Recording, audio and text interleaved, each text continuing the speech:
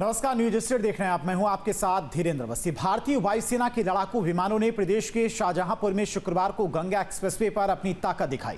3.5 kilometre लंबी हवाई पट्टी पर जैगवार, मिराज जैसे 15 लड़ाकू विमानों ने टच एंड गो किया। दोपहर में करीब 2 बजे तक 2 घंटे तक वायुसेना के लड़ाकू विमानों ने उड़ान भरी। शाम को 3 घंटे का नाइट लैंडिंग शो भी हुआ। देखिए खास पेशकश हिंद के लड़ाके।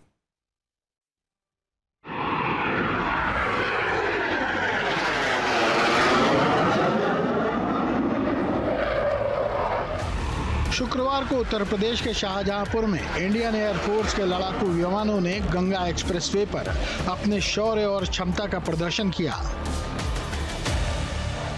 गंगा एक्सप्रेसवे की 3.5 किलोमीटर लंबी हवाई पट्टी पर मिराज, राफेल और जगुआर जैसे लड़ाकू विमानों ने लैंडिंग और टेक ऑफ की प्रैक्टिस की।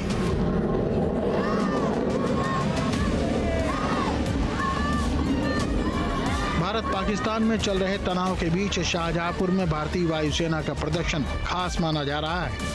गंगा एक्सप्रेसवे के ऊपर उड़ान भरते लड़ाकू विमानों की गर्जना ने पाकिस्तान के दिल को भी दहला दिया होगा। इन विमानों ने बरेली के त्रिशूल एयरबेस से उड़ान भरी थी।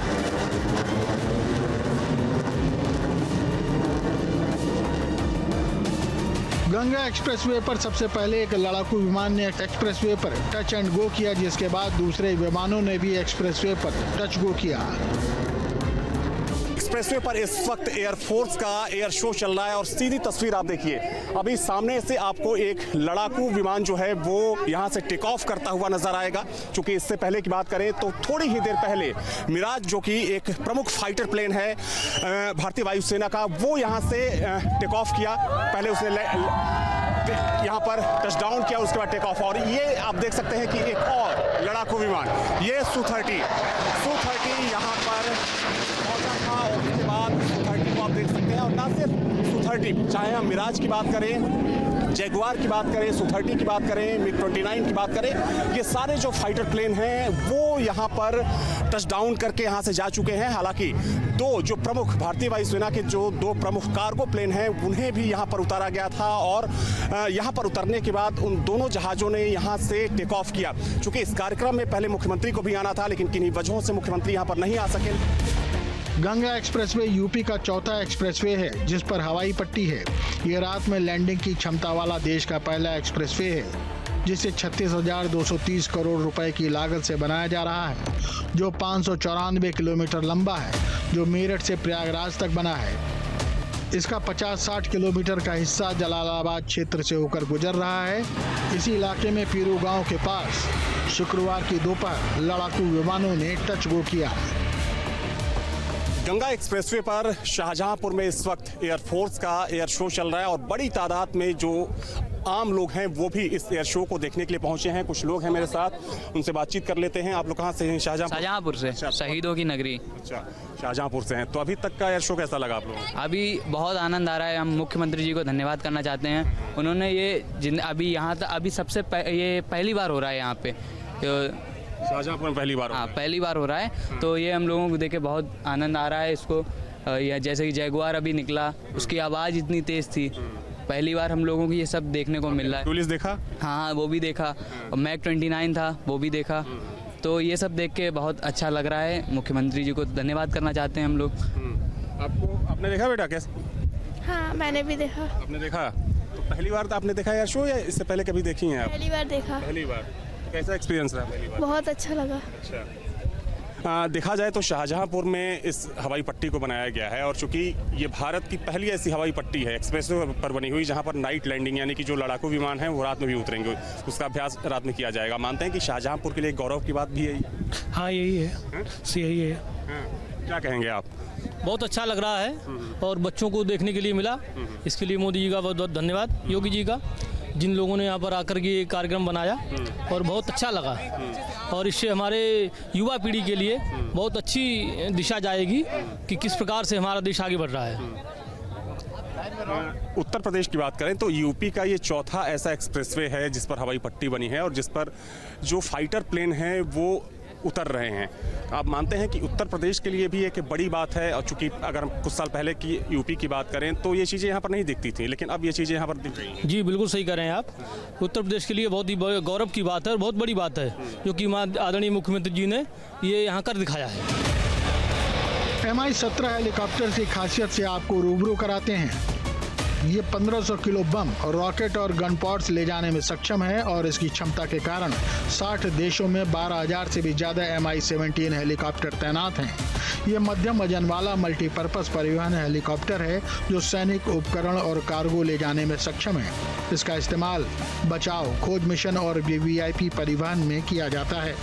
इसकी लंबाई 27 फीट, ऊंचाई 15.6 फीट, विंग स्पैन 69.8 फीट और अधिकतम स्पीड 250 किलोमीटर प्रति घंटा है।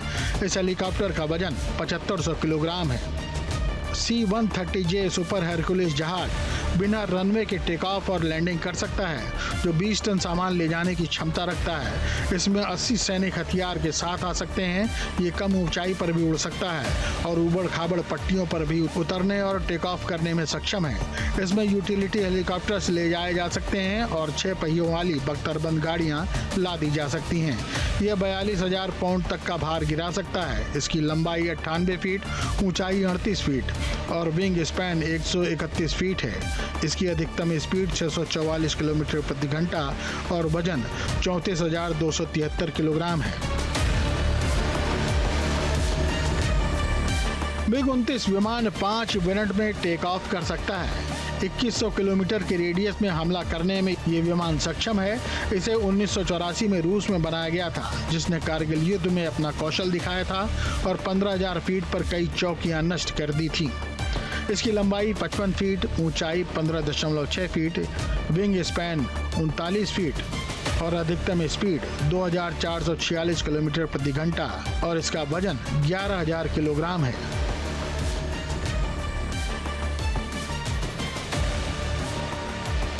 सुखोई 30 लड़ाकू विमानों का निर्माण भी रूस में हुआ है, जो उड़ान के दौरान तेल भरने की क्षमता रखते हैं, जिनकी 12 टन युद्धक सामग्री लोड करने की क्षमता है। इमरजेंसी में इसका डबल इंजन काम आता है। ये विमान एक बार में 3,000 किलोमीटर की उड़ान क्षमता रखता है।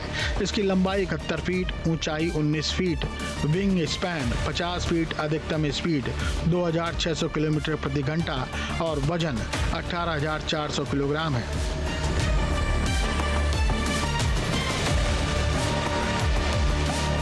जगुआर विमान British French supersonic jet attack aircraft है, जो ग्राउंड अटैक और एंटी शिप मिशन के स्ट्राइक विमान है, जो 36,000 फीट की ऊंचाई पर उड़ने की क्षमता रखते हैं और 1.5 मिनट में 30,000 फीट की ऊंचाई पर जाने में सक्षम है। ये 600 मीटर के रनवे पर भी टेक ऑफ या लैंडिंग करने में सक्षम है। इनकी लंबाई 55.3 फीट, ऊंचाई 16.1 फीट, विंग स्पैन 28.6 फीट और अधिकतम स्पीड 1700 किलोमीटर प्रति घंटा है, जबकि इसका वजन 7,700 किलोग्राम है।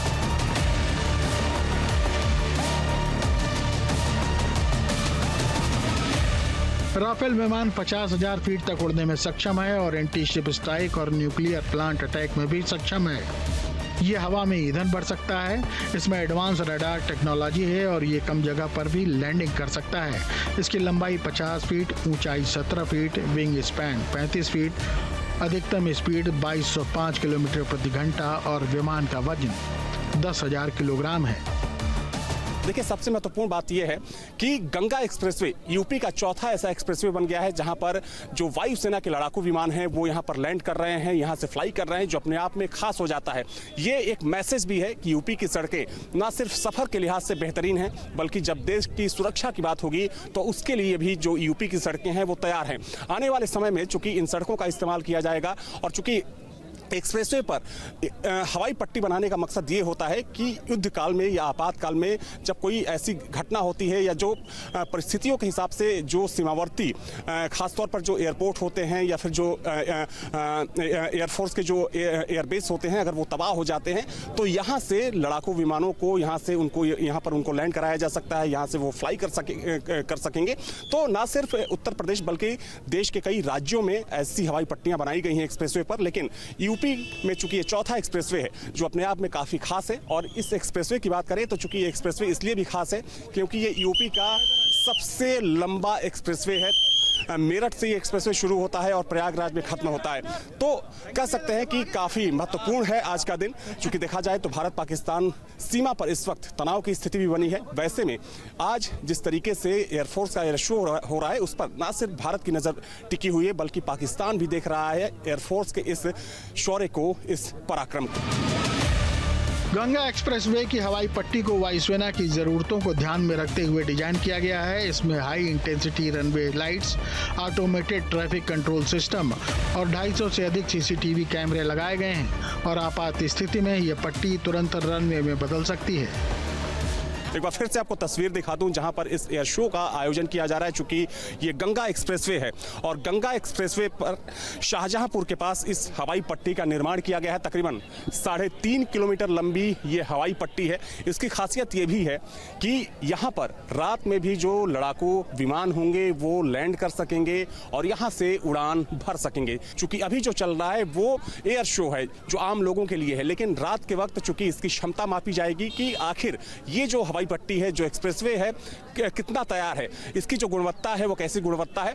तो इन तमाम चीज़ों को जांचने और परखने के बाद इसको फिर से इस्तेमाल किया जाएगा। लेकिन कांग्रेस को एनडीए सरकार की उपलब्धि पच नहीं रही है। ये जो करना कम दिखाने ज्यादा की प्रवृत्ति है योगी सरकार की, इसी ने इस प्रदेश को इस हालत में पहुंचा दिया।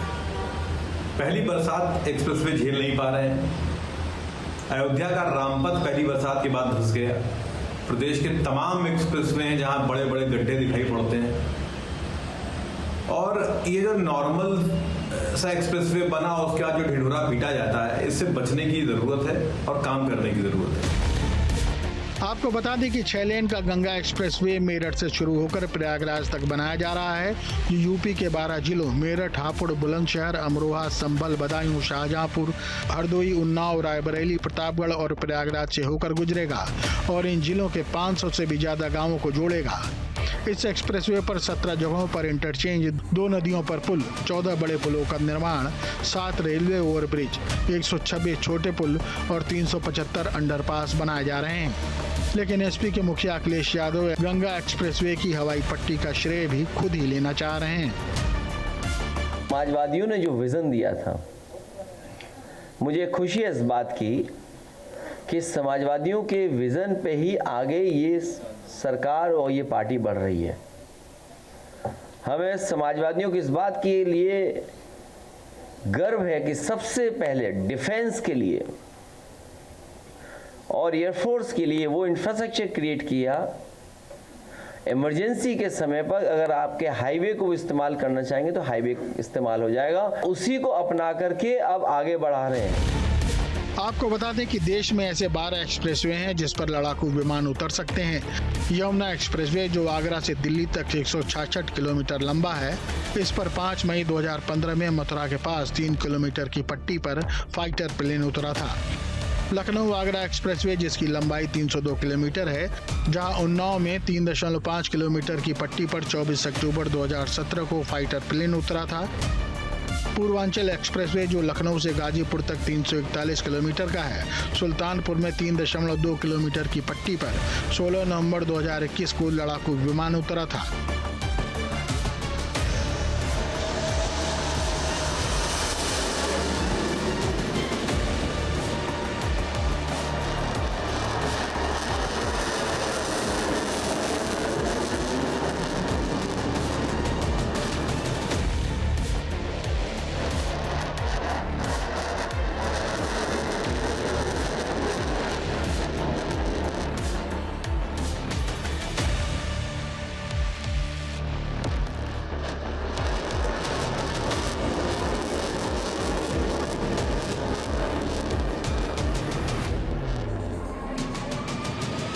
इसके अलावा Delhi Jaipur expressway, Mumbai Nagpur expressway, Bengaluru Chennai expressway, Hyderabad Vijayawada expressway, Kolkata Dhanbad expressway, Amritsar Jalandhar expressway और नागपुर हैदराबाद एक्सप्रेसवे पर लड़ाकू विमान उतर सकते हैं।